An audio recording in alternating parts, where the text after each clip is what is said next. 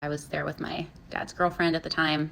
His brother was there, and my aunt was there. Kind of waited to see what was going to happen. For a while, it was really nothing. He was being kept alive by machines. He could not breathe on his own.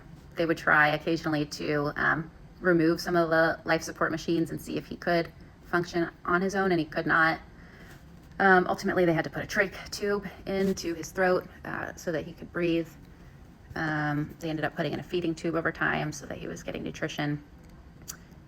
And essentially he was in a coma for months, and he was moved out into like a specialty hospital just so that they could try to, keep him alive at this point, even though we had no idea like what was coming next.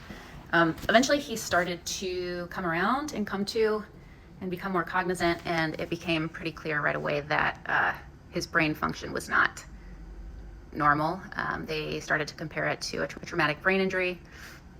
And so that was really challenging. We also started to recognize pretty quickly that even though his spinal cord had not been, broken or fractured in that kind of way, because the lightning had traveled down his spinal cord and because our body sort of runs on like electrical circuiting, lightning had traveled down that spinal cord and essentially short-circuited his body.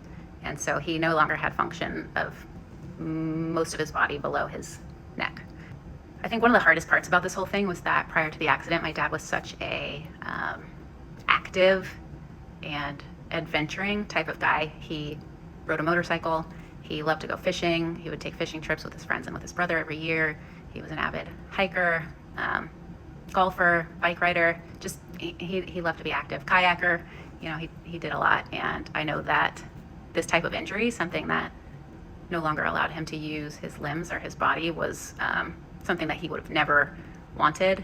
He didn't have a DNR, but I think ultimately if he had known what the outcome would be, he would have chosen to not be resuscitated, but it doesn't really matter because that's not what happened. So we started to realize that he did not have function for most of his body anymore, and that his brain function was also not super typical. He also couldn't speak. He had a trach tube in, which did make it hard to speak. Anyway, he could mouth words, but no sound would come out.